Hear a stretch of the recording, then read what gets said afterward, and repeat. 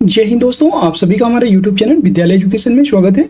साथियों, आज हम पढ़ेंगे बीपीएससी टीआरई 4.0 सुपर टेट और सीटेट के लिए मोस्ट इंपोर्टेंट सामान्य अध्ययन के प्रश्न। और ये सामान्य अध्ययन के प्रश्न आपके 5000 जो क्वेश्चंस हैं, ये एजुटेरिया बुकलेट सीरीज है, इसके महत्वपूर्ण प्रश्नों को करवाया जा रहा है। और ये क्लास आपके बीपीएससी टीआरई 4 और जो 17th बीपीएससी है, अगर आप इसकी तैयारी कर रहे हैं तो ये उसके लिए भी बहुत ही इंपॉर्टेंट होने वाला है। जीके, जीएस और एसएसटी फुल रिवीजन क्लास होगी और ये सभी क्वेश्चन एनसीईआरटी बेस्ड हैं। और सभी लोग टेलीग्राम ज्वाइन करके इस क्लास का पीडीएफ भी प्राप्त कर सकते हैं। तो टेलीग्राम चैनल का लिंक इसी वीडियो के डिस्क्रिप्शन में दिया हुआ है।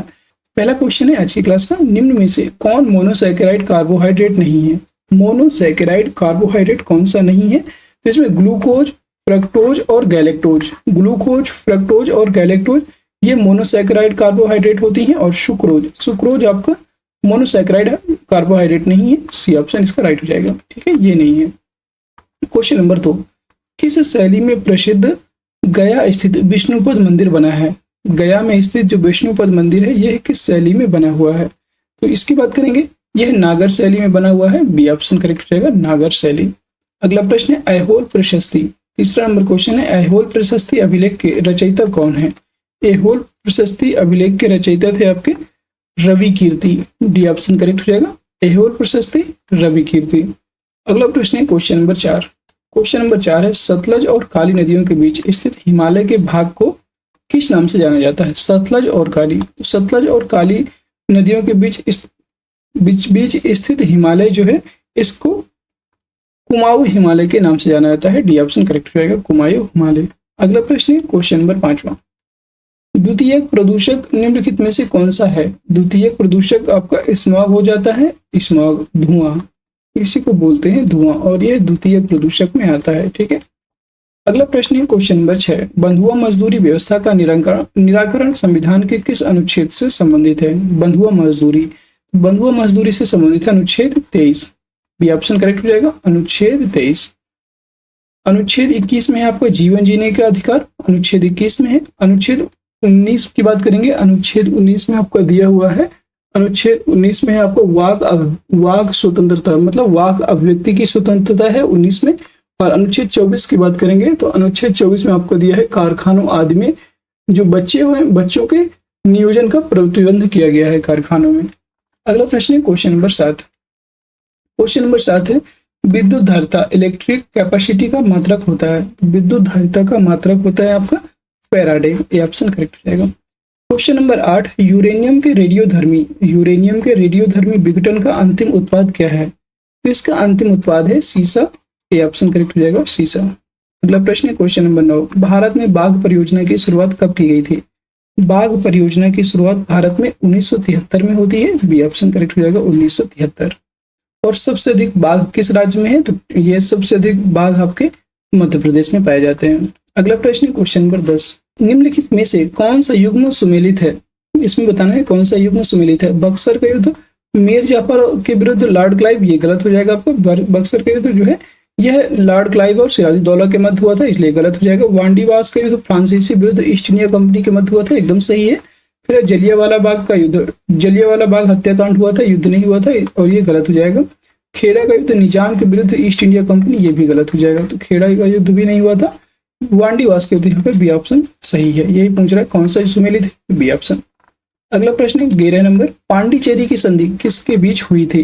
पांडिचेरी की संधि किसके बीच हुई? यह अंग्रेज व फ्रांसीसियों के मध्य हुई थी। सी ऑप्शन करेक्ट हो जाएगा, अंग्रेज व फ्रांसीसी।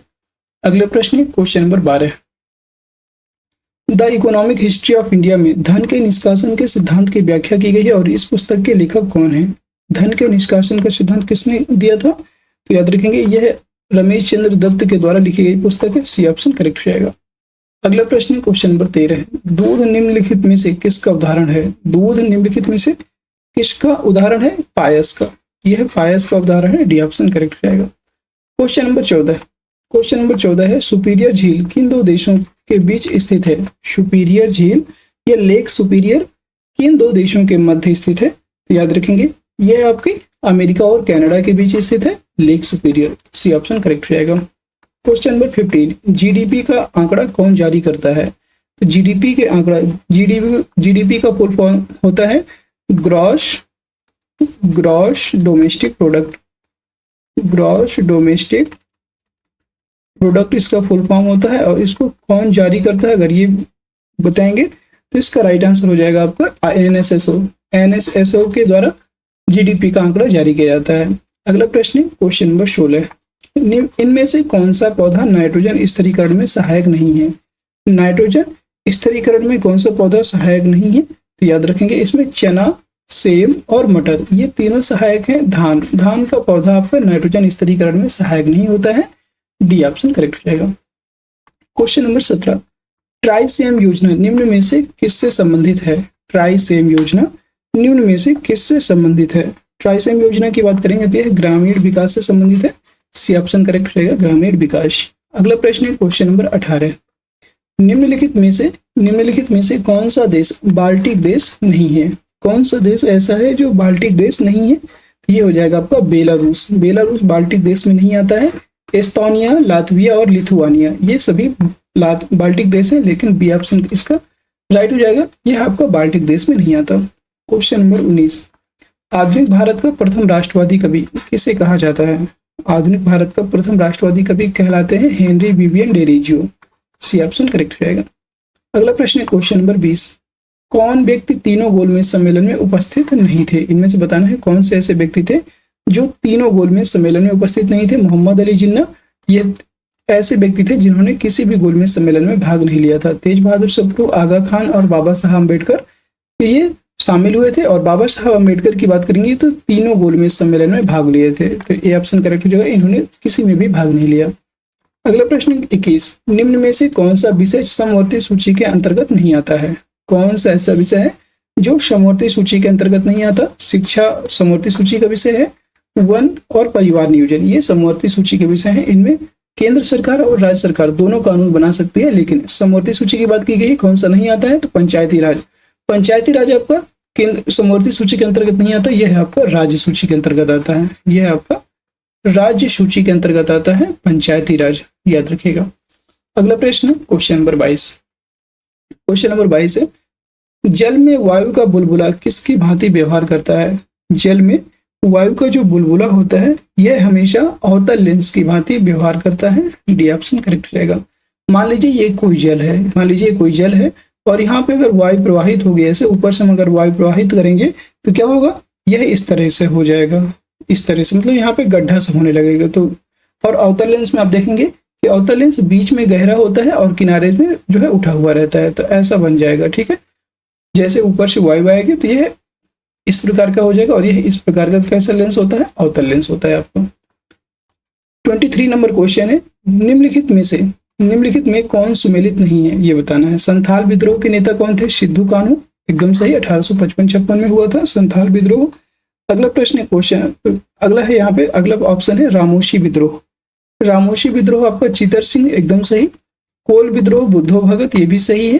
पागलपंथी विद्रोह मजबून शाह और चिराग अली शाह, ये गलत है। पागलपंथी विद्रोह के नेता मजबून शाह और चिराग अली शाह नहीं थे, इसलिए इसका राइट आंसर हो जाएगा डी ऑप्शन, यह सुमेलित नहीं है। नेक्स्ट प्रश्न क्वेश्चन नंबर 24, निम्नलिखित युद्ध को कालक्रम के अनुसार व्यवस्थित करें। वांडीवास का युद्ध, प्रथम कर्नाटक युद्ध, वेदरा का युद्ध और प्रथम आंग्ल मैसूर युद्ध। सबसे पहले आपका प्रथम कर्नाटक युद्ध होता है, इसके बाद वेदरा का युद्ध होता है, और फिर बाद में होता है आपका वांडीवास का युद्ध, और इसके बाद आपका होता है तीसरे नंबर पे वांडीवास का युद्ध, और लास्ट में होता है प्रथम आंग्ल मैसूर युद्ध। इसका राइट आंसर हो जाएगा 2-3-1-4 डी ऑप्शन करेक्ट हो जाएगा, 2-3-1-4। अगला प्रश्न है क्वेश्चन नंबर 25। किस बौद्ध संगीति के दौरान अभिधम्म पिटक की रचना की गई थी? अभिधम्म पिटक की रचना किस बौद्ध संगीति के दौरान हुई थी? तृतीय बौद्ध संगीति, और ये तृतीय बौद्ध संगीति अशोक के शासनकाल में हुई थी। अशोक के शासनकाल में होती है पाटलिपुत्र में। 26 नंबर क्वेश्चन है, निम्नलिखित घटनाओं का सही कालक्रम बताइए। क्रिप्स मिशन, अगस्त प्रस्ताव, भारत छोड़ो आंदोलन और व्यक्तिगत सत्याग्रह।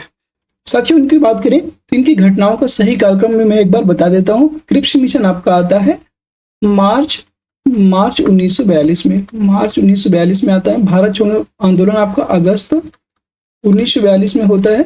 ठीक है, अगस्त प्रस्ताव की बात करेंगे तो यह अगस्त प्रस्ताव आपका, ये आपका जो है अगस्त प्रस्ताव, ये आपका अगस्त अगस्त 1940 में आता है, 1940 में। और व्यक्तिगत सत्याग्रह की बात करेंगे तो यह अक्टूबर 1940 में आता है, 17 अक्टूबर 1940 को आता है, ये आप याद रखेंगे। ठीक है, मैं आपको मंथ से बता रहा हूँ ताकि आपको याद रहेगा ज्यादा। तो सबसे पहले आपका आएगा अगस्त 1940, तो दूसरा नंबर हो जाएगा। इसके बाद दूसरा इसमें भी है, फिर आपका अक्टूबर 1940, तो ये चौथा आ जाएगा, फिर चौथा इसमें भी है। इसके बाद देखेंगे तो इसमें मार्च 1942 पहले आएगा, तो पहला हो जाएगा, तीसरा हो जाएगा, ये ऑप्शन यहाँ पे राइट हो जाएगा। अगला प्रश्न है क्वेश्चन नंबर 27। निम्नलिखित में से कौन सी नदी विषुवत रेखा को 2 बार काटती है? विषुवत रेखा को कौन सी नदी ऐसी है जो 2 बार काटती है? यह है आपकी कांगो नदी। कांगो नदी विषुवत रेखा को 2 बार काटती है, याद रखिएगा। लिम्पोपो नदी की बात करेंगे तो यह मकर रेखा को 2 बार काटती है। लिम्पोपो नदी मकर रेखा को 2 बार काटती है। माही नदी की बात करेंगे, माही नदी आपकी कर्क रेखा को 2 बार काटती है। कर्क रेखा को 2 बार काटने वाली नदी है माही नदी। अगला प्रश्न है क्वेश्चन नंबर 28। कार्टाजोना प्रोटोकॉल का संबंध किससे है? कार्टाजोना प्रोटोकॉल का संबंध किससे है? जैव सुरक्षा से है, डी ऑप्शन करेक्ट हो जाएगा, जैव सुरक्षा। याद रखेंगे, बहुत बार ये क्वेश्चन पूछा गया है ईवीएस में, याद रखेंगे। जो सीटेट वाले हैं एकदम से याद रखना है, कार्टाजोना प्रोटोकॉल पूछा जा सकता है और ये जैव सुरक्षा से संबंधित है। अगला प्रश्न है क्वेश्चन नंबर 29। 29 नंबर प्रश्न है, चश्मे के लेंस किस कांच से बनाए जाते हैं? चश्मे के जो लेंस होते हैं यह आपके किस कांच से बनाए जाते हैं? क्रुक्स कांच से, याद रखेंगे, यह क्रुक्स कांच से बनाए जाते हैं, सी ऑप्शन करेक्ट हो जाएगा। Question number 30। निम्नलिखित नगरों में किस एक नगर का संबंध महावीर से नहीं है? वैशाली, चंपा, पावापुरी या लुम्बिनी? याद रखेंगे किसका संबंध महावीर से नहीं है, तो यह हो जाएगा आपका डी ऑप्शन, लुम्बिनी। लुम्बिनी नेपाल में है और लुम्बिनी नामक स्थान से महावीर का कोई भी संबंध नहीं है, डी ऑप्शन राइट हो जाएगा। अगला प्रश्न है क्वेश्चन नंबर 31। क्वेश्चन नंबर 31 से पूछ रहा है इनमें में से कौन सा सुमेलित नहीं है? इनमें से कौन सा सुमेलित नहीं है? चंदेल। चंदेल शासक जो थे, चंदेल वंश के जो शासक थे, इनकी राजधानी खजुराहो या महोबा थी, एकदम सही। सोलंकी वंश के जो शासक थे, इनकी राजधानी अनहिलवाड़ थी, क्या यह सही है? तो यस, ये भी सही है, एकदम 100% सही है। प्रतिहार शासकों की राजधानी कन्नौज थी, ये भी सही है। कलचुरी राजवंश की राजधानी अजमेर नहीं थी, इसलिए ये गलत हो जाएगा, डी ऑप्शन करेक्ट हो जाएगा। Question number 32। मोढेरा का सूर्य मंदिर किस राज्य में स्थित है? मोढेरा का सूर्य मंदिर यह आपका किस राज्य में स्थित है? यह आपका गुजरात में स्थित है, बी ऑप्शन करेक्ट हो जाएगा। 33 नंबर क्वेश्चन है, निम्न में से कौन सही सुमेलित नहीं है? इसमें पूछ रहा है कौन सा सही रूप से सुमेलित नहीं है? अकबर द्वारा जजिया कर की समाप्ति, अकबर द्वारा जजिया कर की समाप्ति 1564 में होती है, ये कथन आपका एकदम से सही हो जाएगा, 1564 में होता है, एकदम सही। दीन इलाही धर्म की स्थापना 1582 में हुई, एकदम सही। मजहरनामा 1578 में होता है, ये गलत है, मजहरनामा 1578 में नहीं होता है। तीर्थ यात्रा कर की समाप्ति 1563 में हो जाती है, एकदम सही, सी ऑप्शन आपका यहाँ पे सुमेलित नहीं है। अगला प्रश्न है क्वेश्चन नंबर 34। तो साथियों, अगर क्लास पसंद आ रही हो एक बार क्लास को लाइक कर दीजिएगा, शेयर कर दीजिएगा और चैनल में नए हैं तो चैनल को सब्सक्राइब भी कर लीजिएगा, ऐसे ही मस्त वीडियो पाने के लिए। और ये सभी जो वीडियोज हैं आपके एग्जाम में बहुत ही बेनिफिट करेंगी, ठीक है। और जितना भी आप एग्जाम दोगे, जितने भी प्रैक्टिस करेंगे, उतने ज़्यादा क्वेश्चंस आपके दिमाग में बैठेंगे, इतने ज़्यादा क्वेश्चन आपको ऐड होते जाएंगे। 34 नंबर प्रश्न है, मनसबदारी व्यवस्था में 2 अस्पा सिंह अस्पा का प्रचलन किसने किया था? तो 2 अस्पा सिंह अस्पा का प्रचलन करने वाले थे जहांगीर, डी ऑप्शन करेक्ट हो जाएगा। अगला प्रश्न है 35। चौसा का युद्ध कब हुआ था? चौसा का युद्ध कब होता है? तो यह हुआ था 1539 ईस्वी में, सी ऑप्शन करेक्ट हो जाएगा। 1539 किसके मध्य हुआ था? तो यह हुमायूं और शेरशाह सूरी के मध्य हुआ था। हुमायूं वर्सेस शेरशाह सूरी के मध्य हुआ था, ठीक है। अगला प्रश्न है 36। निम्न में से कौन सा विकल्प बंधनों की क्रियाशीलता के सही क्रम में दर्शाता है? तो बंधनों की जो क्रियाशीलता है इसके सही क्रम में कौन सा बंध दर्शा रहा है, याद रखेंगे। यह हो जाएगा, सबसे पहले आता है एकल बंध, फिर उससे आगे द्विबंध और बाद में आता है त्रिबंध, सी ऑप्शन करेक्ट हो जाएगा। अगला प्रश्न है क्वेश्चन नंबर 37 नंबर प्रश्न है, निम्न में से किस अंग में आवश्यकता से अधिक शर्करा या कार्बोहाइड्रेट ग्लाइकोजन के रूप में संचित रहते हैं? मतलब सबसे अधिक शर्करा और कार्बोहाइड्रेट ग्लाइकोजन के रूप में किस में संचित रहते हैं? हृदय के किस पार्ट में संचित रहता है? तो याद रखेंगे ये आपका यकृत, जो आपका लीवर होता है, लीवर वाले पार्ट में यकृत में यह संचित होता है। सी ऑप्शन करेक्ट हो जाएगा। क्वेश्चन नंबर 38, 38 नंबर प्रश्न है, किस योजना काल में 14 बैंकों का राष्ट्रीयकरण किया गया था? बताना है इस योजना काल में 14 बैंकों का राष्ट्रीयकरण किया गया। तो यह है आपका चौथी पंचवर्षीय योजना। चौथी पंचवर्षीय योजना में यह 14 बैंकों का राष्ट्रीयकरण किया गया था। याद रखेंगे चौथी पंचवर्षीय योजना। अगला प्रश्न है क्वेश्चन नंबर 39, 39 नंबर प्रश्न है, जिन वस्तुओं का उपयोग साथ साथ किया जाता है उन्हें कहा जाता है? तो ऐसी वस्तुएं जिनका प्रयोग साथ साथ करते हैं, ऐसी वस्तुएं कहलाती हैं आपकी पूरक वस्तुएं। ऐसी वस्तुएं पूरक वस्तुएं कहलाती हैं, कॉम्प्लीमेंट थिंग्स। अगले प्रश्न है क्वेश्चन नंबर 40, भारतीय मानक समय इंडियन स्टैंडर्ड टाइम रेखा किस राज्य से होकर नहीं गुजरती है? तो याद रखेंगे आंध्र प्रदेश से होकर गुजरती है, उत्तर प्रदेश से होकर गुजरती है, छत्तीसगढ़ से होकर गुजरती है, हिमाचल प्रदेश से नहीं होकर गुजरती है। याद रखेंगे आंध्र प्रदेश, उत्तर प्रदेश, मध्य प्रदेश, उड़ीसा। आंध्र प्रदेश, उत्तर प्रदेश, छत्तीसगढ़, मध्य प्रदेश और उड़ीसा 5 राज्यों से होकर गुजरती है। याद रखेंगे भारतीय मानक समय रेखा भारत में 5 राज्यों से होकर के गुजरती है। सबसे पहले उत्तर प्रदेश, फिर मध्य प्रदेश, छत्तीसगढ़, उड़ीसा, आंध्र प्रदेश। अगला प्रश्न है क्वेश्चन नंबर 41, 41 नंबर क्वेश्चन है, निम्नलिखित में से कौन सुमेलित नहीं है? बताइएगा इसमें कौन सा सुमेलित नहीं है? चांगला, चांगला दर्रे के नाम है, ये सभी दर्रे हैं और एक तरफ उनके राज्य दिए हुए हैं। चांगला दर्रा की बात करेंगे, चांगला दर्रा यह आपका जम्मू एवं कश्मीर में स्थित है, एकदम सही। सिवकिला दर्रा हिमाचल प्रदेश में स्थित है, ये भी सही है। बॉमडिला दर्रा उत्तराखंड में स्थित है, ये गलत है। बॉमडिला दर्रा आपका यह अरुणाचल प्रदेश में स्थित है। बॉमडिला दर्रा अरुणाचल प्रदेश में स्थित है, याद रखेंगे। अगर दीपू दर्रा की बात करेंगे तो दीपू दर्रा भी आपका अरुणाचल प्रदेश में स्थित है। नाथुला दर्रा सिक्किम में स्थित है, एकदम सही। सी ऑप्शन यहाँ पे राइट हो जाएगा। क्वेश्चन नंबर 42 नंबर प्रश्न है, भारत में पश्चिमी तट की अपेक्षा पूर्वी तट पर चावल की पैदावार अधिक क्यों होती है? पश्चिमी तट की अपेक्षा जो पूर्वी तट है यहाँ पर चावल की पैदावार की क्या वजह है? यहाँ पर पूर्वी तट जो है यह पश्चिमी तट से चौड़ी है तथा डेल्टा क्षेत्र है, यहाँ पर उपजाऊ मृदा है। गंगा का जो मैदान है, गंगा का मैदानी भाग है, यहाँ पे जो खादर मृदा आती है उसमें बहुत सारे जो मिनरल्स हैं जो जिसमें फसल उगाने के लिए बेहतरीन पोषक तत्व भी पाए जाते हैं, और इन सभी की वजह से जो पूर्वी तट है यह चावल की पैदावार के लिए बहुत अधिक उपजाऊ माना जाता है। डी ऑप्शन करेक्ट रहेगा। क्वेश्चन नंबर 43, केंद्र और राज्य विधायी संबंध संविधान के किस भाग में उपबंध किया गया है? केंद्र और राज्यों के जो विधायी संबंध हैं इनके बारे में बात की जा रही है, तो यह भाग 9 में है, सॉरी भाग 11 में है, याद रखिएगा। भाग 10 में है आपका अनुसूचित जाति और अनुसूचित जनजातीय क्षेत्र। भाग 10 में है अनुसूचित जाति और अनुसूचित जनजातीय क्षेत्र। भाग 12 की बात करेंगे, भाग 12 में आपका वित्त, संपत्ति, समुदाय और वाद से संबंधित है। और भाग 13 की बात करें तो भाग 13 में आपका है राज्य के राज्य क्षेत्र के भीतर व्यापार, वाणिज्य और समागम, ये आपका भाग 13 में है। अगला प्रश्न है क्वेश्चन नंबर 44, राष्ट्रपति पर महाभियोग की प्रक्रिया प्रारंभ करने के लिए कितने सदस्यों का हस्ताक्षर होना चाहिए? बहुत जटिल प्रक्रिया है, याद रखेंगे। और कितने सदस्यों का हस्ताक्षर होना चाहिए? तो जो सदन आरोप लगाया उस सदन का 1/4 सदस्यों का हस्ताक्षर होना चाहिए। और यह महाभियोग की प्रक्रिया किस संविधान से लिया गया है? तो यह यूएसए अमेरिका के संविधान से लिया गया है, याद रखिएगा। और यह अनुच्छेद 61 में इसका प्रावधान है। अनुच्छेद 61 यानी कि 61 में महाभियोग से संबंधित प्रावधान अनुच्छेद 61 में रखे गए हैं, राष्ट्रपति से संबंधित है। ये ऑप्शन करेक्ट हो जाएगा।